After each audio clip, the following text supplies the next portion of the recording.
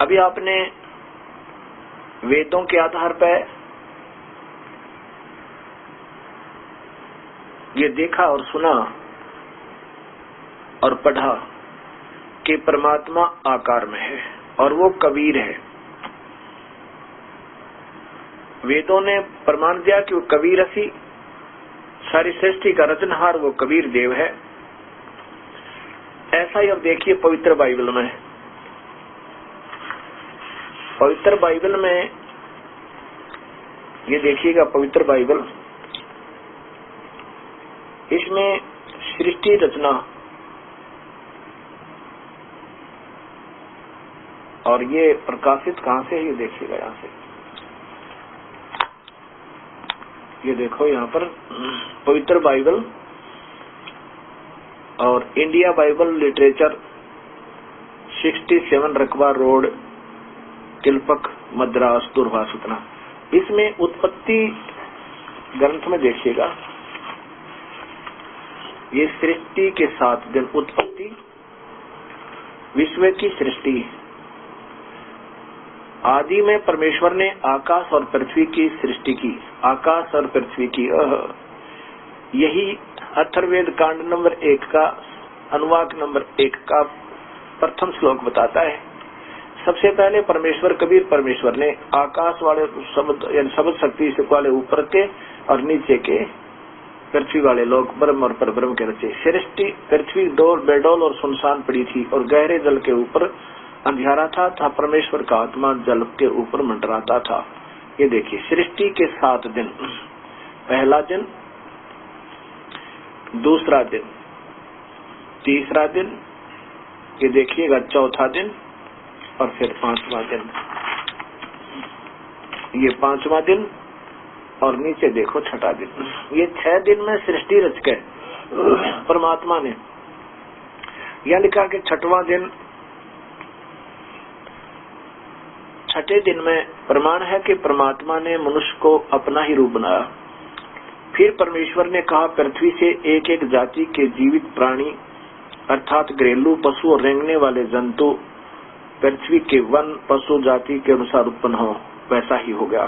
सो परमेश्वर ने पृथ्वी के जाति जाति के वन पशुओं को और जाति जाति के घरेलू पशुओं को और जाति जाति की भूमि पर सब रेंगने वाले जंतुओं को बनाया और परमेश्वर ने देखा कि अच्छा है।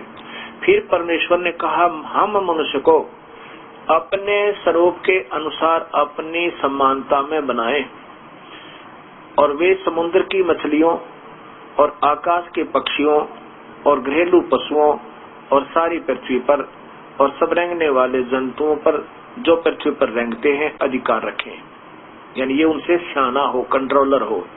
तब परमेश्वर ने मनुष्य को अपने स्वरूप के अनुसार उत्पन्न किया, अर्थात मनुष्य जैसा परमेश्वर है। पवित्र बाइबल स्वीकृति दे रहा है, प्रमाण दे रहा है। अपने ही स्वरूप के अनुसार परमेश्वर ने उसको उत्पन्न किया, नर और नारी करके उसने मनुष्यों की सृष्टि की। अब देखो आगे क्या कहा। आगे फिर परमेश्वर ने आदेश दिया, फिर परमेश्वर ने उनसे कहा सुनो, जितने बीज वाले छोटे छोटे पेड़ और सारी पृथ्वी के ऊपर हैं और जितने वृक्षों में बीज वाले फल होते हैं वे सब मैंने तुमको दिए हैं, वे तुम्हारे भोजन के लिए हैं। देखो मनुष्यों के लिए कहा कि जितने सारी पृथ्वी पर और जितने छोटे सुनो, जितने बीज वाले छोटे छोटे पेड़ सारी पृथ्वी के ऊपर हैं और जितने वृक्षों में बीज वाले फल होते हैं वे सब मैंने तुमको दिए हैं, ये तुम्हारा भोजन के लिए। कहीं नहीं लिखा इसमें मांस खा लो। ये पूर्ण परमात्मा कबीर साहब का आदेश है। आगे जो आदेश है वो काल के हैं, उस निराकार अव्यक्त भगवान के। उसने सारा काम बिगाड़ा है। और जितने पृथ्वी के पशु और आकाश के पक्षी और पृथ्वी पर रेंगने वाले जंतु हैं जिनमें जीवन के प्राण हैं, उन सब के खाने के लिए मैंने सब हरे हरे छोटे पेड़ दिए हैं। और वैसा ही हो गया। पशु पक्षियों को भी मांस खाना अलाउड नहीं किया परमेश्वर ने। तब परमेश्वर ने जो कुछ बनाया और सबको देखा तो क्या देखा कि वह बहुत ही अच्छा था। तब सांझ हुई, फिर भोर हुआ और इस प्रकार यह 6ठा दिन हो गया। अब 7वां दिन विश्राम का दिन। यो आकाश और पृथ्वी और उनकी सारी सेना का बनाना समाप्त हो गया और परमेश्वर ने अपना काम जिसे वह करता था 7वें दिन समाप्त किया और उसने किए हुए सारे काम को 7वें दिन विश्राम किया। परमेश्वर ने 7वें दिन को आशीष दिया, पवित्र ठहरा, क्योंकि उसमें अपनी सृष्टि की रचना के सारे काम को विश्राम किया। अब 7वें दिन भगवान सृष्टि रच गए और ऊपर तख्त पर जा बैठा। अब इसका प्रमाण आपको कुरान शरीफ देगी। ये देखिएगा कुरान शरीफ। अब आपको कुरान शरीफ दिखाता हूँ।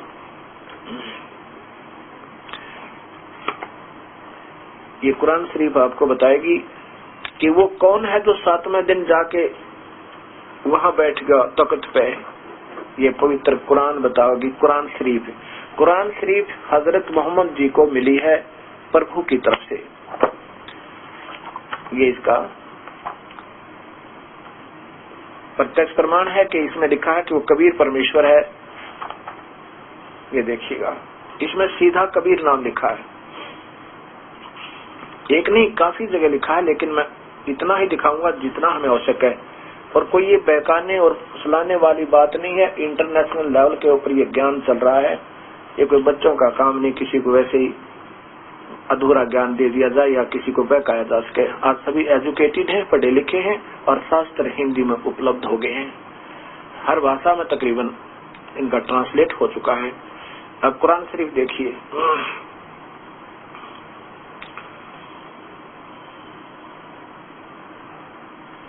जालिकल किताबु ला रेब नशल्ला फीही,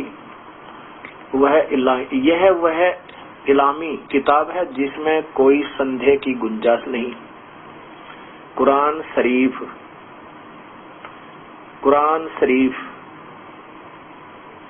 ये है मुतरजमा है।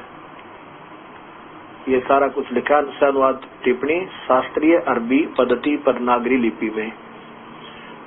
अरबी भाषा है, उर्दू लिपि थी पहले, इसमें उर्दू के साथ साथ देवनागरी में भी बदल दिया।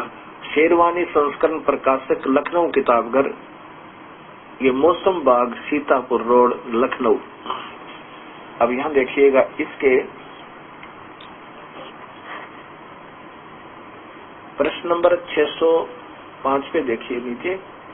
ये है कुरान शरीफ और सूरतुल फुरकानी। ये सूरत फुरकानी 25 प्रश्न नंबर ये 405। इसमें नीचे देखिए, ये नीचे है 52वीं आयत। ये 50 ये 51 यहाँ समाप्त होगी। ये 52वीं प्रारंभ हुई। फला तुतियल काफिरीन व जाहिदहुम बिहिर जिहादन कबीरन। ये सीधा कबीर लिखा है। अब इसकी हिंदी देखिएगा। ये यहाँ पर देखो, पैगंबर कौन है? ये हजरत मोहम्मद जी। और इनको आदेश कौन दे रहे हैं? वो अव्यक्त निराकार अल्लाह।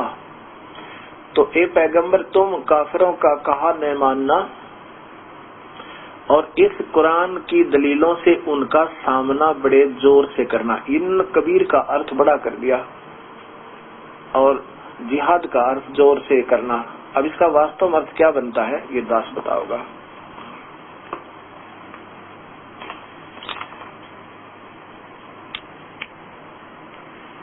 अब देखो, इसमें कोई निराकार शक्ति किसी व्यक्ति में प्रवेश करके या आकाशवाणी करके ये बोल रही है और हजरत मोहम्मद जी को कह रही है कि हे हजरत मोहम्मद, जो तुझे वो कबीर परमात्मा मिला था जिंदा के रूप में। ये कबीर साहब एक जिंदा रूप बनाकर जाते हैं। मुसलमानों के अंदर एक महात्मा होते हैं जिनका काला टोप, ऊपर को चोटा यानी पूरा टोप और काला ही ओवरकोट होता है घुटनों से नीचे तक का। उसको जिंदा महात्मा कहते हैं, जो ऐसे वेशभूषा में हो। कबीर साहब जिंदा के रूप में ही कबीर धर्मदास जी को मिले थे। जिंदा रूप बनाकर ही गुरु नानक देव जी को मिले थे और जिंदा रूप बना करके गरीबदास जी को मिले थे। जिंदा जोगी जगत गुरु वो मालिक मुर्शद पीर, दो दिन झगड़ा मंडा वो पाया नहीं शरीर। और जिंदा के रूप में ये मिलते हैं। ऐसे ही वो जिंदा रूप धारण करके कबीर परमेश्वर हजरत मोहम्मद जी के पास गए थे, इनको सतलोक लेकर गए थे और इन्होंने अपनी इच्छा से वहां रहने की स्वीकृति नहीं दी थी।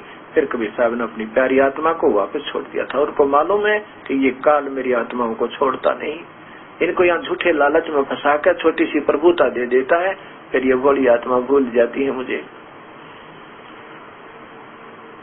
तो ये काल क्या करता है, उस परमेश्वर के डर से ज्ञान तो सही देता है, लेकिन इंटरनली जो है उनको गलत रास्ते पर लगाए रखता है। यहाँ पर एक वायदा हुआ था कबीर साहब का, जब वो जोगजीत रूप में आए थे कबीर परमेश्वर, क्योंकि अपने पुत्र का रूप बनाकर आए थे। और काल ने, ब्रह्म ने सोचा था कि ये वो जोगजीत है, तब इनकी वार्ता हुई थी। तब इन्हें कहा था कि हे भगवान, क्योंकि कबीर साहब की ही शक्ति उसमें देख रहा था, उनका नुमाइंदा था, तो क्योंकि सहजदास को वो सहजदास ही मान रहा था और कह रहा था कि हे सहजदास, आप किस लिए आए हो? सहजदास ना क्षमा करना, जोगजीत आप किस लिए आए हो? कबीर साहब कभी सहजदास रूप में आते हैं, कभी जोगजीत रूप में। तो कबीर साहब अर्थात जोगजीत ने कहा था कि मैं अपनी प्यारी आत्माओं को जाके बताऊंगा नीचे कि वास्तव में परमात्मा कोई और है, और ये ब्रह्म है, ये काल है, ये अव्यक्त रहता है, ये सामने व्यक्तिगत रूप से नहीं आता, और ये तुम्हें खा रहा है। तुम्हारा सच्चा मार्ग देकर उनको पार करूंगा। तब काल ने, ब्रह्म ने कहा था, भगवान जो आपका ज्ञान सुने आपके, और मेरे ज्ञान को जो मेरे ऊपर आधारित है वो मेरे, जो मेरे भेजे हुए दूतों के संदेशवाहक भक्ति मार्गदर्शक संतों के जो आधारित हैं वो तो मेरे, और आपके संत के अनुसार आपके विचारों को स्वीकार करके उस ज्ञान को आपके साथ लगे तो आपके। ऐसे कहा, ये ज्ञान तो देता सही, और बीच में फिर मन रूप में बैठ के और सबको गुमराह रखता है, स्वयं अपने दूत भेज देता है, उनको डराता है, धमकाता है। जैसे हजरत मोहम्मद के साथ जबराइल नाम का दूत जबरदस्ती करके कहता पढ़ इसको, और घबरा जाते हैं हजरत मोहम्मद जी। ये उनके जीवन चरित्र में प्रमाण है, आपको दिखाया भी था। ऐसे ये क्या करता है, ज्ञान तो सही देता है लेकिन भक्ति मार्ग अधूरा देता है। इसमें क्या बताया कि हे पैगंबर, तू इन काफरों का कहा मत मानना। हजरत मोहम्मद को वो निराकार अल्लाह काल भगवान कह रहा है कि तू इन जो लोग नहीं मानते कि कबीर परमेश्वर है उनको काफिर समझना, वो अवज्ञाकारी हैं। उन काफिरों का कहा मत मानना, और ये कुरान में जो मैं तुझे आदेश दे रहा हूँ ये सत्य मानकर, उस कबीर परमेश्वर को मानकर कि वास्तव में परमात्मा वो कोई और है, ये तू सत्य मानकर उनके साथ संघर्ष करना, अर्थात उनके साथ लड़ाई नहीं करना। संघर्ष का मतलब है उनकी कही हुई बातों को मत मानना। वो कहेंगे कबीर परमात्मा ने ये झूठ बोलता है। सपस लिखा है कि तो ए पैगंबर तू काफिरों का कहा न मानना, वो कहेंगे ये कबीर परमात्मा नहीं है। और इस कुरान की दलीलों से उनका सामना बड़े जोर से करना, इसके दिखा दिखा कर, जैसे आपको वेद दिखाए जाते हैं, श्रीमद भगवत गीता दिखाई जाती है, मद्भगवत सुधा सागर दिखाई जाती है, शिव पुराण, ब्रह्मा पुराण, श्रीमद भगवत गीता, देवी भागवत महापुराण दिखाई जाती। कहते ऐसे उनका सामना करना, संघर्ष करना उन दलीलों से दिखा दिखा के। अब फिर देख लीजिए, इसमें कबीर शब्द लिखा है, इन्होंने कबीर को बड़ा लिख देते हैं, और इसमें यहाँ संस्कृत भी है, उर्दू अरबी है भाषा तो, और उर्दू लिपि है। ये यहाँ लिखा होगा, को जानने वाला हो तो पढ़ सकते हैं। अब यहाँ पर ये कबीरन शब्द लिखा, कबीरन, जिहादन कबीरन। अब इसकी हिंदी करते समय क्या किया महापुरुषों ने कि तो ए पैगंबर तुम काफिरों का कहा न मानना, और इस कुरान की दलीलों से उनका सामना बढ़े। यानी लिखना था उस कबीर परमात्मा के लिए उनका जिहाद करना, संघर्ष करना, जिहादन। ये देखो यहाँ नीचे लिखा जिहादन, जिहादन कबीरन, उस कबीर के लिए उनका संघर्ष करना, वो वास्तव परमात्मा। और कौन है वो परमात्मा? ये इसमें खबीरा, कबीरा, कबीर को खबीरा लिख दिया, ये मिस प्रिंट है। ये प्रश्न नंबर नेक्स्ट आ गया, खबीरा और ये खबीरन। ये कबीरा भी लिखा जाता है, कबीरन भी कह देते हैं। इसका क्या अर्थ बनता है? इस 59 आयत तक, यहाँ तक अभी आपको दिखाते हैं। हिंदी देखो पहले। और ये कबीर वही है जिसने 2 दरियाओं को मिला चलाया, और मीठा प्यास बुझाने वाला और एक खारी कड़वा, और दोनों में एक आड़ और मजबूत रोक बना दी। और वही है जिसने पानी की बूंद से आदमी को पैदा किया, फिर उसको साहिब नसब यानी किसी को बेटा बेटी ससुराल पत्नी वतनी सारी वो दामाद सारे दे दिए बनाया। और तुम्हारा परवरदिगार हर चीज करने में सब शक्तिमान है। और काफिर जो नहीं मानते कबीर परमेश्वर है, वो तो अल्लाह के सिवाय ऐसों को पूजते हैं जो उनको नफा पहुंचा सकते हैं, न उनको नफा पहुंचा सकते हैं और न उनको नुकसान पहुंचा सकते हैं। और काफिर तो अपने परवरदिगार से पीठ दिए हुए हैं, मुंह मोड़ रहे उस भगवान तय हैं। और ए पैगंबर, हमने तुमको खुशखबरी सुनाने, ये देखो अब वो अल्लाह काल बोल रहा है, कह रहा है हे पैगंबर, हे हजरत मोहम्मद, हमने तुमको खुशखबरी सुनाने और सिर्फ अजाब से डराने के लिए भेजा है। अब यहाँ कबीर खुद बोल रहा है काल के मैंने तुम्हें क्योंकि तो भेजने वाला एक हजरत मोहम्मद को कह रहा है, और किसके लिए? कोई और परमात्मा है। इन लोगों से कहना कि मैं तुमसे इस अल्लाह के हुक्म पर कुछ मजदूरी नहीं मांगता, हाँ जो चाहे अपने परवरदिगार तक पहुंचने की राह इख्तियार कर ले। और हे पैगंबर, उस जिंदा, ये चैतन्य ने स्वयं लिख दिया अपनी सोच बोलते हैं, यहाँ पर है उस जिंदा, जो जिंदा रूप में तुझे परमेश्वर मिले हैं कबीर साहब, उस जिंदा पर भरोसा रखो जो कभी मरने वाला नहीं, और तारीफ से के साथ उसकी पाकी बयान करते रहो। वह और अपने बंदों के गुनाहों से वह काफी खबरदार है। वो सब अपने जितने भी उसके बंदे हैं उनके गुनाहों को, पापों को काट देगा, वो बिल्कुल सब जानता है। जिसने आसमान और जमीन और जो कुछ उनके बीच में है 6 दिन में पैदा किया, फिर तख्त पर जा बिराजा, वह अल्लाह कबीर है। यहाँ बड़ा की जगह कबीर लिख दो। वह अल्लाह बड़ा, वो कबीर है, वो अल्लाह कबीर है जो 6 दिन में सृष्टि रच के 7वें दिन विश्राम किया, जो पवित्र बाइबल बतावे। वो पवित्र बाइबल बताता है वो आकार में है मनुष्य जैसा, वह अल्लाह कबीर है। आगे देखियो, और उस कबीर पर वह रहमान है, तो उसकी खबर, उस कबीर परमेश्वर की जानकारी किसी बाखबर इल्म वाले से पूछ देखो। ऐसा गीता जी के 4th अध्याय का 34वां श्लोक बताता है कि उन संतों ने ढूंढ ले। अर्जुन वो काल बोल रहा है श्री कृष्ण जी के अंदर, और बता रहा है अर्जुन को कि उस परमात्मा के बारे में, पूर्ण ब्रह्म के बारे में किसी जानकार संतों ने ढूंढ ले, वो बताएंगे। फिर ऐसा ही ये कुरान शरीफ बता रही है, तो उसकी खबर किसी बाखबर अर्थात सही जानकार को, तत्वभेदी संत से पूछ देखो।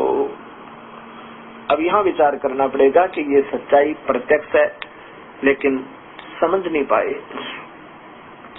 अब यहाँ संख्या फिर आएगी आपके मन में, कुरान शरीफ और पवित्र कुरान शरीफ और पवित्र बाइबल को पढ़ने वालों को। उसमें आगे चलकर आदेश हो गए हैं कि मांस खाओ तो ऐसे पशुओं के खाओ। ये तो इन काल के, देखो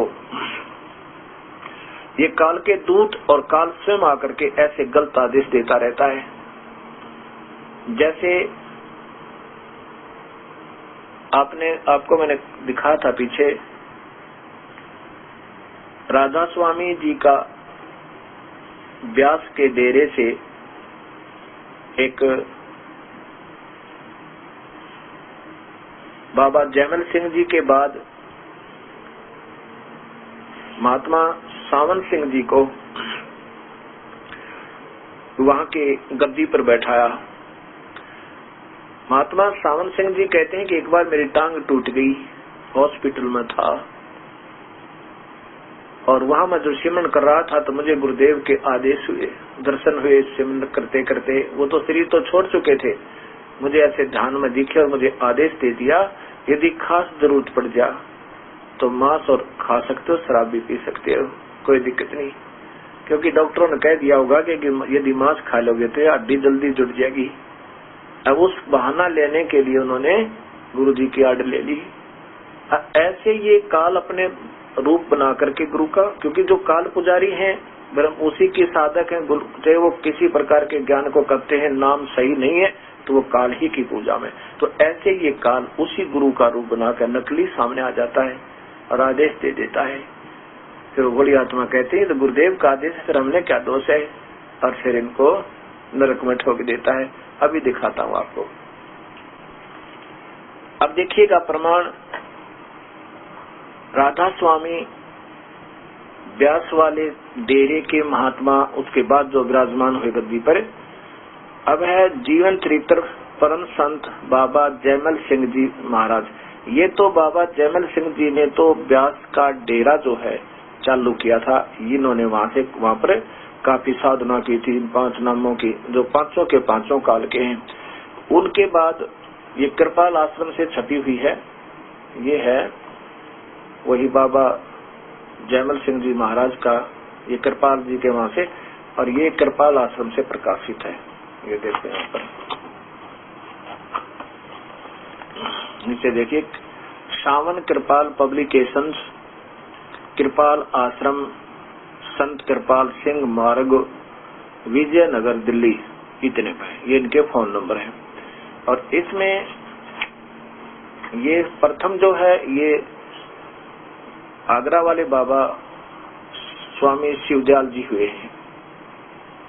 ये देखो शिवदयाल जी, इनका जीवन रहा है विक्रमी संवत सन 1818, विक्रमी संवत 18 से 18 और 1878 तक। 18, अच्छा आगे फिर इसके बाद ये कृपाल सिंह जी महाराज हुए हैं। देखिएगा श्री हजूर संत कृपाल सिंह जी महाराज, जिन्होंने जो सावन सिंह जी के शिष्य जयमल सिंह जी के बाद ये सावन सिंह जी महाराज आए। ऊपर देखिएगा इनका प्यारी सूरत, बाबा सावन सिंह जी महाराज, परम संत हजूर बाबा सावन सिंह जी महाराज। 1858 से 1948 तक ये इतने जीवन इनका रहा। अब इस पुस्तक के, यहाँ देखिए, इस पुस्तक के पृष्ठ नंबर 108 पर, वैसे तो इसमें पहले देखिएगा इन्हीं की लेखनी है। इसमें एक प्रश्न नंबर 20 पे लिखा है कि परमात्मा ने इंसान बनाए, इंसान को उस प्रभु ने अपना रूप बनाया। और ये कहते परमात्मा निराकार है। इन्हीं की टिप्पणी कृपाल सिंह जी की यानी राधा स्वामी की, ये क्या कहते हैं कि परमात्मा तो निराकार है। ये देखो आगे दिखाऊंगा और क्योंकि ये सारा ही बिगड़ा हुआ काम है, ये धीरे धीरे सुलझेगा। पहले तो मुझे निंदक समझेंगे। ये है सावन श्री कृपाल परमात्मा का साक्षात्कार। ये दर्शन सिंह जी है, कृपाल सिंह जी के शिष्य हुए हैं, सीधे शिष्य हुए हैं ये उनके। और इनकी ये पुस्तक है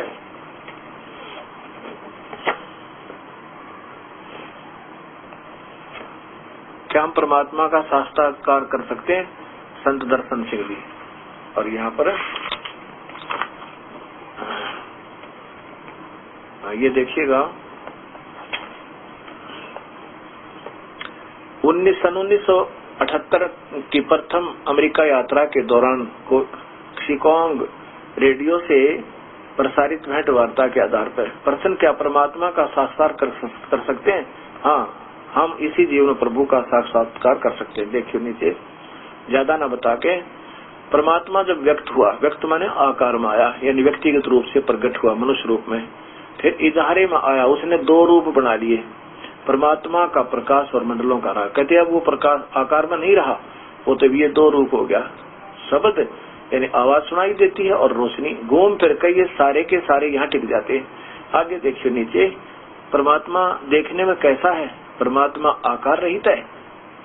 जय वो बंदी छोड़ की, परमात्मा तो आकार रहित है। देखो परमात्मा पूर्ण ज्योति और पूर्ण प्रकाश है। बस परमात्मा ज्योतियों का ज्योति है, ज्योतियों का पुंज अवर्णनीय है।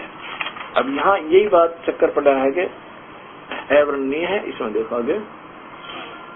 और फिर भी शास्त्रों में बताया गया है कि करोड़ों सूर्य चंद्र का एकत्रित प्रकाश उसके एक रोम के प्रकाश के तुल नहीं है, नहीं हो सकता। रोमकूप है तो आकार में है, अब भी आकार में है, और जो उसको परमात्मा को उसके मूलभूत ज्योत स्वरूपी में ही देखना है, तभी संभव है। जब हम रूहानियत की उस सबसे ऊंची अवस्था में पहुंच जाएं, आखिरी पहुंच है इनकी ज्योत स्वरूपी काल तक।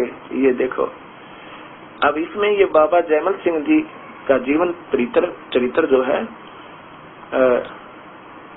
जीवन चरित्र बाबा परम संत बाबा जयमल सिंह जी महाराज की कृपाल आश्रम से प्रकाशित है, वही पुस्तक जैसे अभी आपको दिखाया था। और इसमें ये कृपाल आश्रम सावन पब्लिक, कृपाल पब्लिकेशंस, कृपाल आश्रम, संत कृपाल सिंह मार्ग, विजयनगर, दिल्ली। अच्छा, इसमें आपको अभी दिखाए मैंने सावन सिंह जी, और सावन सिंह जी के विचार ये देखो 108 पृष्ठ पे क्या लिखा है कि बाबा सावन सिंह जी महाराज ने अपने एक शिष्य को चिट्ठी लिखी, जिसमें परमार्थ में जिंदा गुरु के महत्व का बड़ा सुंदर वर्णन किया है। वे लिखते हैं कि जब टांग की हड्डी टूटने के कारण मैं अस्पताल में था, तो एक दिन अभ्यास में बैठे हुए मुझे बाबा जी के स्वरूप के या उन जैसी शकल के, देख ये भी असमंजस में, या उन जैसी शकल के दर्शन हुए। और उन्होंने कहा सख्त, ये देखो उन्होंने कहा, किसने? जो वो दिखाई दिए, दर्शन दिए जिसने, महात्मा ने, सख्त जरूरत के समय मांस और शराब का सेवन करने में कोई हर्ज नहीं।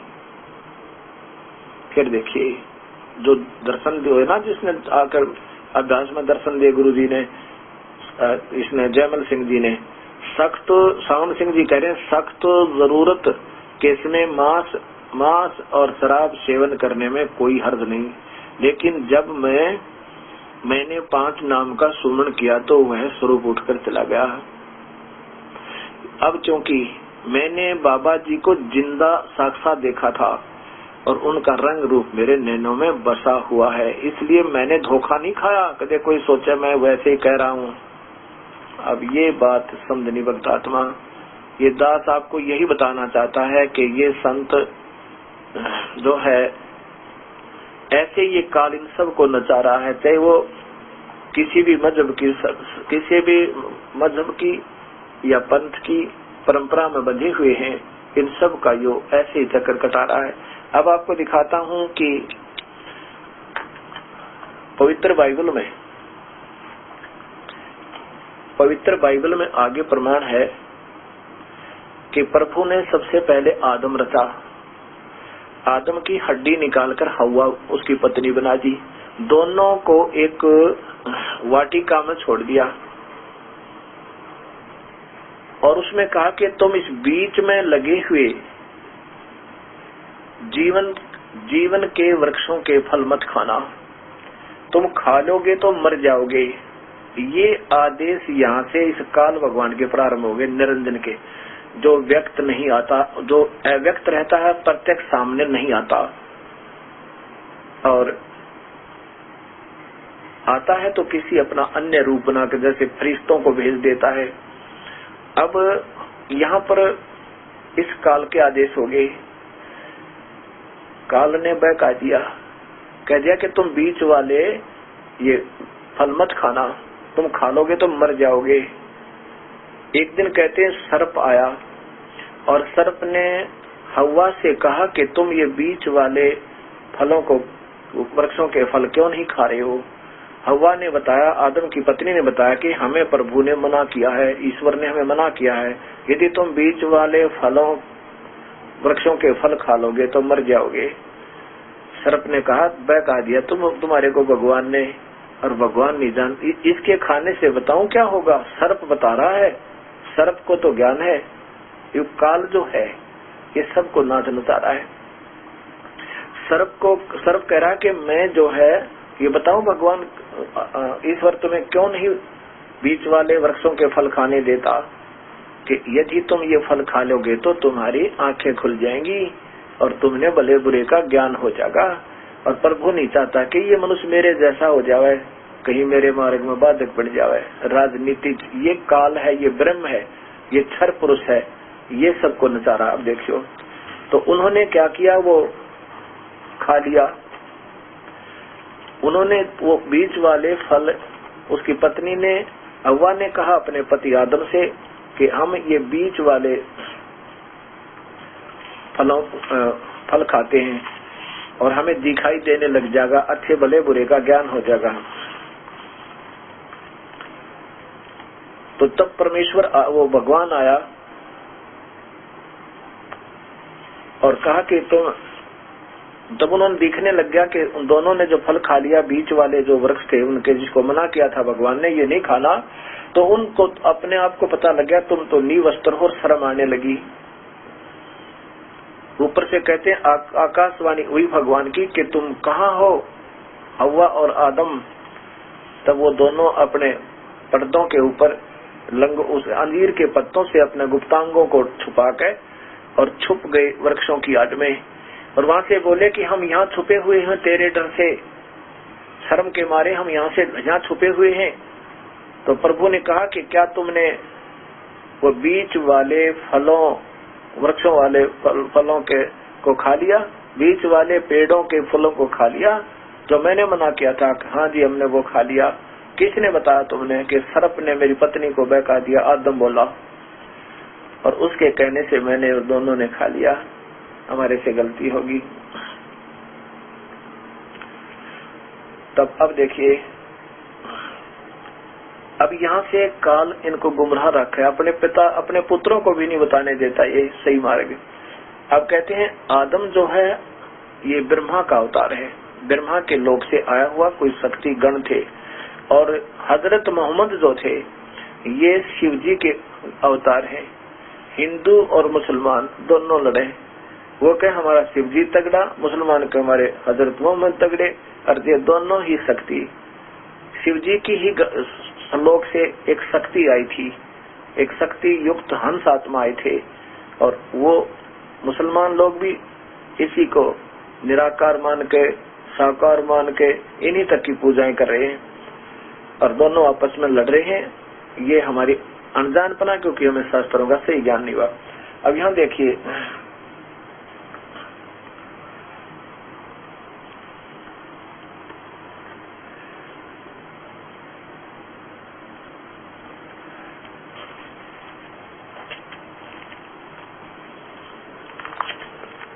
अब ज्यादा ना सुनाकर आपके थोड़ा सा दिखाता हूँ, ये देख लो।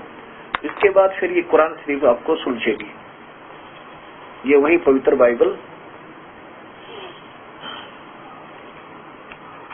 और ये आपके सामने है।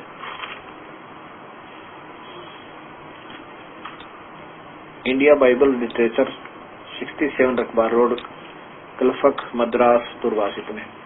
और यहाँ देखो इसका पृष्ठ नंबर, ये तो चल ही रहा था पहले, इसके बाद यहाँ तुरंत ही बात देखना। ये पृष्ठ नंबर ऊपर देखिएगा इसका 3 पे, हव्वा की सृष्टि। परमेश्वर ने आदम को भूमि की मिट्टी से रचा और उसके नखनों में जीवन श्वास फूंक दिया। ये तो रचना का मार्ग। अब देखो हव्वा की सृष्टि की, यहाँ देखो। अच्छा यहाँ नीचे इस आदम का पतन, मनुष्य का पतन, आदम और हव्वा की परीक्षा। यहोवा परमेश्वर ने जितने बैनल पशु बनाए उन उनमें सबसे सर्प धूर्त था, और उसने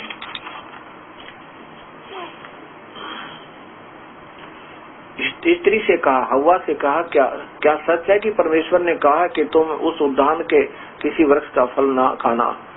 स्त्री ने सर्प से कहा कि उस उद्यान के वृक्षों के फल हम खा सकते हैं, पर जो वृक्ष उद्यान के बीच में है उसके फल के विषय में परमेश्वर ने कहा कि न तुमको उसको खाना है और न उसको छूना, नहीं तो मर जाओगे।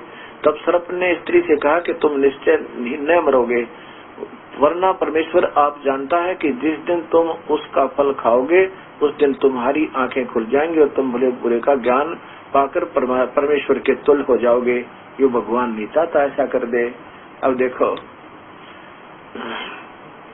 परमेश्वर का न्याय। परमेश्वर ने जो दिन ठंडे उद्यान में फिरता था उसका शब्द यहाँ देखिए। फिर तब जहाँ परमेश्वर ने सर्प से कहा, तूने तो ये कहा कि इसलिए तू, या ऊपर देखो,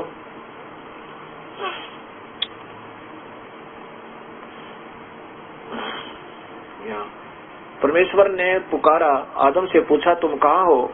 उसने कहा मैं तेरा शब्द उद्यान में सुनकर डर गया, क्योंकि मैं नंगा था इसलिए छिप गया। उसने कहा, परमात्मा ने कहा कि किसने तुम्हें चिताया कि तू नंगा है?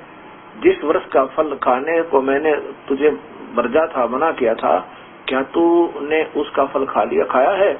आदम ने कहा, जिस स्त्री ने तूने मेरे संग रहने को दिया है उसी ने उस वृक्ष का फल मुझे दिया और मैंने खाया। तब यहोवा परमेश्वर ने स्त्री से कहा, तूने यह क्या किया? आदि आदि। अब मैं जो क्या कहना चाहता हूँ, इसी पवित्र बाइबल में अब ये काल के दूतों के आदेश प्रारंभ हो गए। प्रभु तो जाकर विराजमान हो गया अपने तख्त पर, वो पूर्ण परमात्मा 7वें दिन। इसी प्रकार ये कुरान शरीफ बताती है कि वो वास्तव में कबीर परमेश्वर है और वही 7वें दिन जाके वहाँ सृष्टि रच के विराजमान हो गया। और बीच में जो है इन फरिश्तों के ही बीच में इन फरिश्तों के, ये कुरान शरीफ देखिएगा, वही कुरान शरीफ है, और इसमें बीच में फरिश्तों के आदेश और इस काल भगवान के आदेश आते रहते हैं। और ये काल स्वयं तो आता नहीं, किसी के अंदर प्रवेश करके बोलता रहता है। जैसे आजकल एक दिव्य ज्योति अर्थात ब्रह्म कुमारी नाम से माउंट आबू के अंदर एक वही काल का ही एक पंथ और प्रारंभ हो रहा है, निराकार अल्लाह का। वहाँ पर ऐसा ही है कि जैसे 2-3 बहन बैठ जाती हैं और उन कुछ देर के बाद वो अचेत हो जाती है, उनकी शुद्ध बुद्ध खुल जाती है और फिर थोड़ी सी देर में वो होश में आती है, उनकी आवाज बदल जाती है, उनके बोलने का तरीका बदल जाता है।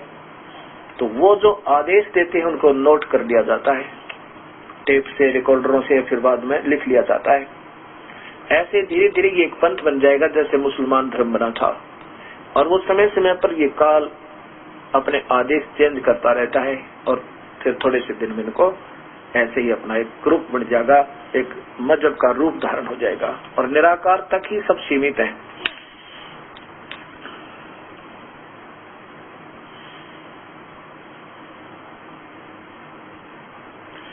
अब इसमें कुरान शरीफ में, चारों कुरानों में ऐसे ही ब्रह्म बोल रहा है और साथ में कुरान शरीफ में कुछ उसके फरिश्ते भी बोलते रहते हैं, ऐसा भी प्रमाण दिखाता हूँ।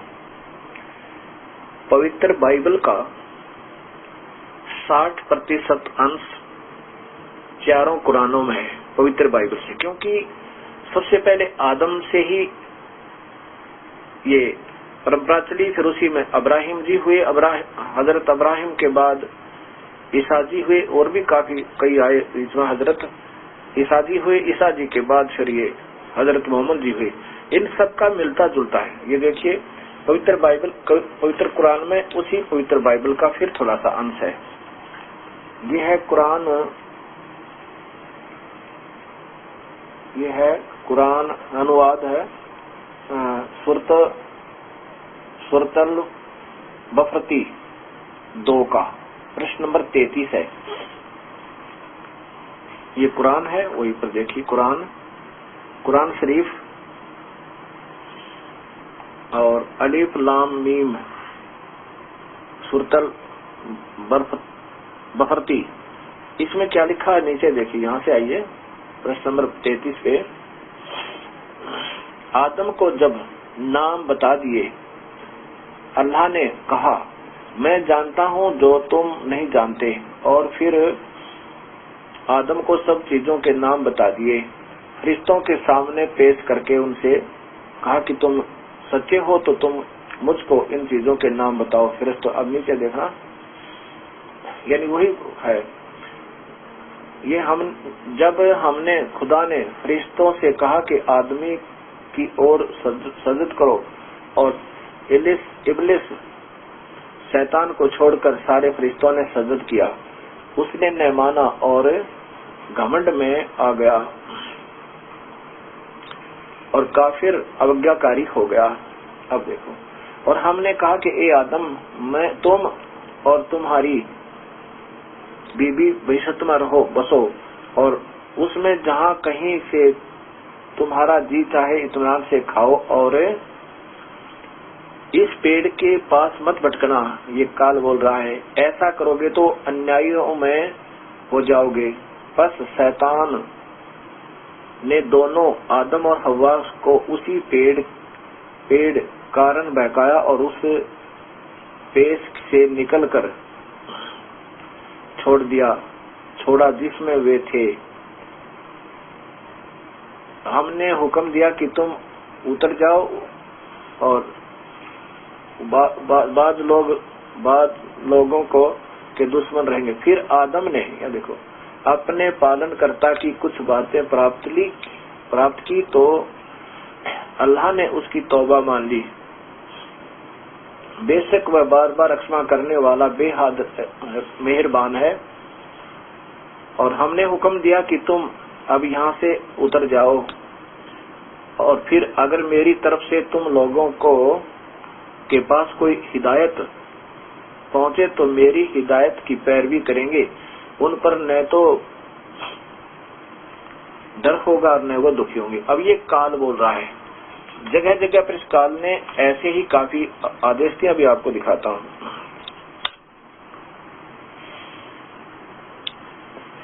अब इसमें आगे देखना, फिर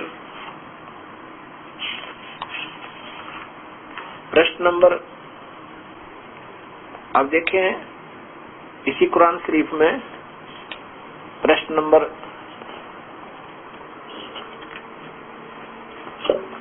ये देखिएगा यहाँ पे, ये कुरान शरीफ और ये सूरह है ताहा 20, और इसमें प्रश्न नंबर सूरह ताहा 20 523 पे नीचे देखो, ये ज्योत स्वरूपी काल भगवान, ये देखिए यहाँ से, अल्लाह के सिवा कोई पूज्य नहीं है, उसके नाम अच्छे हैं। और तुमने मूसा की बात सुनी, जब उनको आग दिखाई दी तो उन्होंने अपने घर के लोगों से कहा कि ठहरो, मुझको आग दिखाई दी है। जब उन अजब नहीं उससे तुम्हारे लिए चिंगारी ले आऊं, या उस आग के पास राह का पता मालूम करूं। फिर जब मूसा आग के पास पहुंचा तो उन्होंने कहा, आवाज आई कि ए मूसा, मैं तेरा परवरदिगार हूँ। ये ज्योत स्वरूपी दूर तो दिखा प्रकाश रूप, मैं तेरा परवरदिगार हूँ।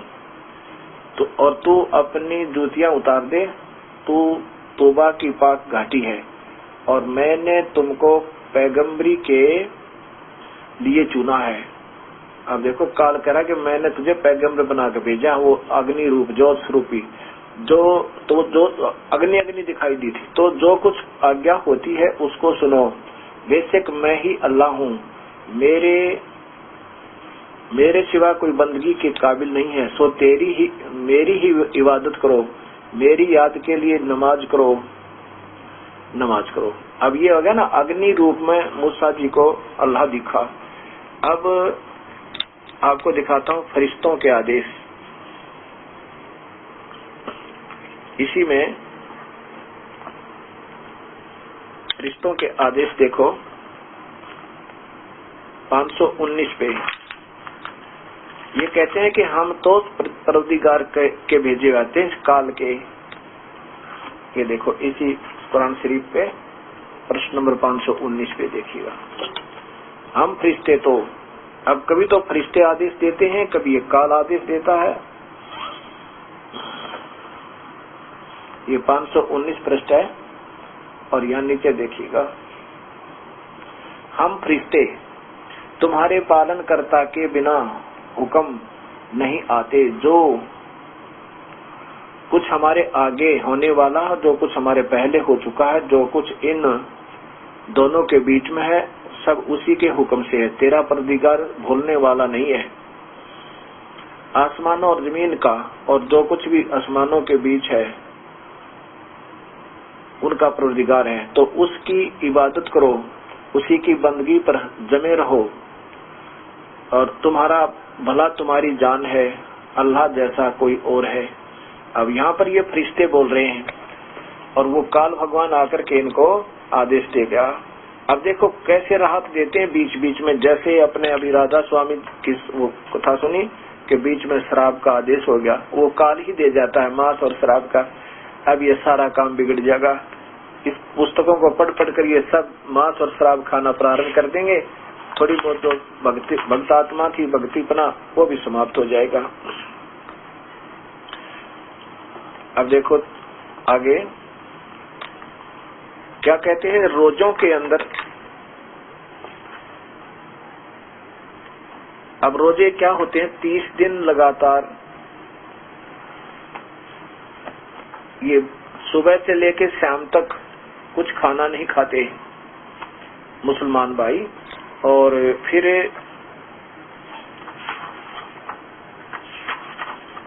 ऐसे ये रोजे रखते हैं। और उन दिनों पूर्ण ब्रह्मचर्य पालन करने का आदेश हजरत मोहम्मद जी के समय था। फिर ये काल के दूत बीच बीच में आके किसी के अंदर प्रवेश करके मांस खाने का आदेश दे देते हैं। हम तुम्हारे परवरदिगार हैं, हम तुम्हारे फलाने खुदा के भेजे हुए हैं, तुम ऐसे कर दो।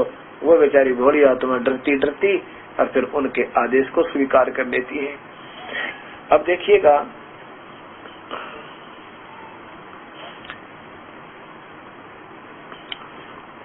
जैसे उनको आदेश था कि रोजों के दिनों में तुम अपनी पत्नियों के पास नहीं जाना। रोजे के दिनों में जाओगे तो तुम्हें पाप लगेगा, नुकसान हो जाएगा, परवरदिगार रुष्ट हो जाएगा, ऐसा था। फिर ये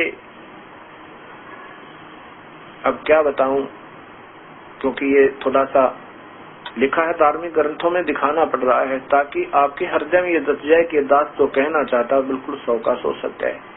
ये बीच में जो काम बिगाड़ जाते हैं काल के दूत और काल, और सबको गुमराह करके यानी बुराइयों पर लगा देते हैं। मांस खाने पे ऐसे सब छूट देते रहते हैं। किसी में प्रवेश करके कहते हैं मैं तेरा परवरदिगार बोल रहा हूँ, मैं हनुमान बोल रहा हूँ, मैं फलाना काली माता बोल रहा हूँ, दुर्गा बोल रहा हूँ, मुझे बकरा चाहिए, फलाना चाहिए।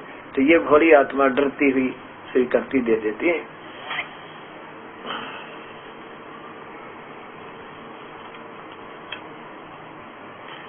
अब इसमें लिखा है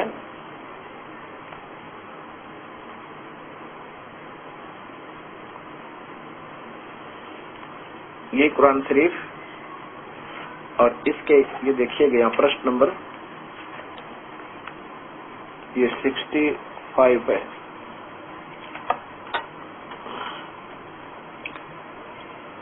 सूरत बफरती 2:65 पे थोड़ा सा अंश दिखाऊंगा। लो अच्छा, तुम रोजों की गिनती पूरी कर लो।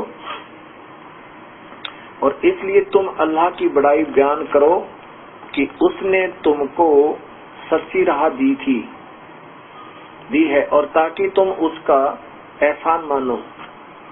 और ए पैगंबर, देख इसको हजरत मोहम्मद को, ए पैगंबर, जब मेरे बंदे तुमसे मेरे बारे में पूछे तो उनको समझा दो कि मैं तो पास ही हूँ। जब भी कोई मुझे पुकारता है तो मैं पुकारने वाले की प्रार्थना को कबूल कर लेता हूँ और चाहिए कि मेरा हुक्म माने, मुझ पर ईमान लावें ताकि वह नेक राह पर रहें। मुसलमानों, रोजों की रातों में अपनी बीवियों के पास जाना तुम्हारे लिए जायज कर दिया गया है। अब छूट दे दी। किसी में प्रवेश करके ये फरिश्ते बोल जाते हैं, वह तुम्हारी पोशाक है और तुम उनकी पोशाक हो। अल्लाह ने जाना तुम अपने, फरिश्ते बोल रहे हैं, अल्लाह ने जाना तुम अपनी बीवियों से खिनायत करते थे, चोरी चोरी उनके पास जाने से अपनी दीन नुकसान करते थे, तो उसने तुम पर दया कर दी, तेरे की दृष्टि की है और तुम्हारे अपराध दरगुजर किए हैं। बस अब रोजों की रात में किसके वक्त उनके साथ मिलो और तो नतीजा अल्लाह ने तुम्हारे लिए ठहराया है, यानी औलाद उसकी चाहना करो और खाओ पियो यहाँ तक कि रात की काली धारी से सुबह की सफेदी धारी तक तुमको साफ दिखाई देने लगे। फिर रात आने तक रोजा पूरा करो, यानी सुबह से लेकर शाम तक रोजा पूरा करो। अब बताओ, और फिर तुम उनके पास भी नहीं फटकना। उसके ऐसा लिखा है। बताओ, अब ये इस प्रकार के ये सभी शास्त्रों में अपने आप इस काल ने त्रुटियां पैदा करवा दी। हजरत मोहम्मद जी को आदेश दे दिया कि ए पैगंबर, कि ये तेरे बंदे जो हैं, अब क्या बताऊं, बार बार अच्छा भी नहीं लगता।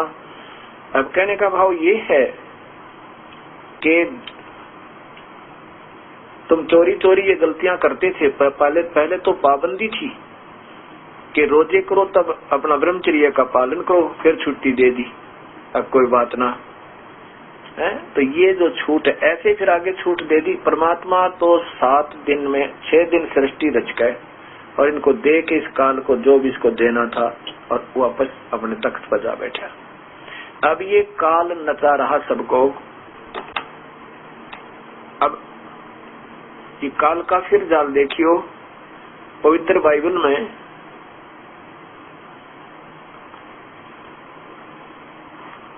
इसमें छूट दे दी काल के फरिश्तों ने कि तुम ये मांस खा सकते हो, जबकि प्रभु तो मना करके चला गया कि नहीं खाना। ये काल के दूत, शुद्ध और अशुद्ध पशु। फिर यहोवा ने मूसा और हारून से कहा, हे इस्राएलियों से कहो कि जितने पशु पृथ्वी पर हैं उन सब में से तुम उन पशुओं का मांस खा सकते हो। पशुओं में से जितने चिरे अथवा फटे खुर होते हैं, जिनके खुर फटे आगे जैसे ये घोड़े गाड़े हैं, परंतु पागुर करते हैं उनको खा सकते हो। परंतु पागुर करने वाले अथवा फटे खुर वालों में से इन पशुओं को न खाना। ऊंट जो पागुर तो करता है परंतु चेरे खुर नहीं होते, इसलिए वह तुम्हारे अशुद्ध ठहरा। अब क्या बताएं। अब परमात्मा ने जो आदेश दिया था वो तो चला गई, और बीच बीच में ये काल के दूत, ये भूत प्रेत किसी में प्रवेश करके कहते हैं मैं तुम्हारा परवरदिगार बोल रहा हूँ, तुम ये खा सकते हो, वो खा सकते। उनकी जो है ना ऐसे ये दुर्गति भोली आत्माओं की होती जा रही है। अब हमने फिर सोचना होगा, और ये दयालु परमेश्वर फिर आते हैं, दया करते हैं अपनी प्यारी आत्माओं पर, अपना सत्य ज्ञान देते हैं, काल के जाल से बाहर निकालते हैं। अब उस समय आ गया है कि वो सूर्य उदय होगा उस सत्य ज्ञान का। कबीर साहब कहते हैं, तारा मंडल बैठे करिए चांद बड़ाई खावे, उदय होया जब सूरज का सो तारों छप जावे। जब ये सत्य ज्ञान रूपी सूर्य उदय होगा उस समय ये सभी जो ज्ञान थे, ठीक है वो अपने लेवल के ब्रह्म तक का ज्ञान था, ये सब छिप जाएगा। ऐसे हो जाएगा जैसे सूर्योदय होने पर चंद्रमा और तारे देखने से ही नजर आते हैं, देखने से भी ढंग से नजर नहीं आते हैं। और ज्ञान सब ज्ञानड़ी कबीर ज्ञान सो ज्ञाने, जैसे गोला तोब कहा करता चले मैदानी। और ज्ञान जो अभी तक हमने सुने थे, वो जितने भी आपने शास्त्र अपने अपने संतों ने अपने हिसाब से बनाए हुए जो शास्त्रों की आड़ लेकर, ये तो ज्ञानड़ी बताई, अर्थात अधूरे इनकम्प्लीट नॉलेज। और कबीर पूर्ण परमात्मा का जो ज्ञान है वो ज्ञान सो ज्ञान है। और जैसे घोड़ा तोब का फिर करता चला मैदान, अब ये मैदान होता चला जाएगा। सभी शास्त्रों का विधिवत निरीक्षण होगा। और अब ये आपको ज्ञान हो गया कि परमात्मा सशरीर है, आकार में है। और वो कौन है? वो कबीर है। ये तो वेद शास्त्रों ने बता दिया, कुरान शरीफ बतावे, बाइबल बतावे, क्योंकि बाइबल और कुरान में दोनों का मिलकर ये प्रमाण हो गया परमात्मा कबीर है और वो सशरीर है, मनुष्य जैसा है। वेद बताते हैं वो कबीर परमेश्वर है। अब जैसे अरबी में कबीरन लिखा था, लेकिन वहां पर जैसे कबीर हलंत वाला रह लगने से वो कबीर ही कहलाओगा, वहां न कट जाएगा कबीरन का, वो कबीर रह जाएगा। ये कबीर ही है पूर्ण परमात्मा। अब आपको आंखों देखा हाल, जिन्होंने जिन संतों ने सतलोक में देखा उस परमेश्वर को और फिर काशी में देखा ज्यों का त्यों, उन्होंने आंखों देखा, अपना हाल बताया, ये प्रमाण करेंगे कि वो कबीर परमेश्वर है। किन किन ने देखा? परम आदरणीय धर्मदास जी महाराज ने, परम आदरणीय गरीबदास जी महाराज ने, हरियाणा वाले ने, छुडानी वाले ने, परम आदरणीय बाबा नानक जी ने, परम आदरणीय दादू जी ने, परम आदरणीय मुल्कदास जी ने, इन सभी ने देखा और बताया कि वो कबीर परमेश्वर है जो काशी में जुल्हा बनकर आया था। और ये सबके सामने अब सत्य ज्ञान होगा। ये पूर्ण परमात्मा कबीर साहब की कृपा है। कबीर परमेश्वर चारों युगों में आते हैं अपना सत्य ज्ञान का मार्गदर्शन करने के लिए। सतयुग में सत्सुकृत नाम से, त्रेता में मुनिंदर नाम से, द्वापर में करुणामय नाम से और कलयुग में वो कबीर नाम से आएंगे। और कबीर नाम ही परमात्मा का वास्तविक नाम है। और इस नाम को इसको ही लेकर के ये कबीर में आए हैं, आते हैं, मतलब आते हैं। पहले तो आए हैं, अब आते हैं, क्योंकि कबीर नाम से वो कलयुग में आए हैं। काशी में जुल्हे का रोल किया, कमल के फूल के ऊपर एक बालक का रूप धारण किया। और जब वो सतयुग में आए, त्रेता में आए और द्वापर में आए और कलयुग में किन किन जीवों का उद्धार किया, ये आपको अभी बताएंगे।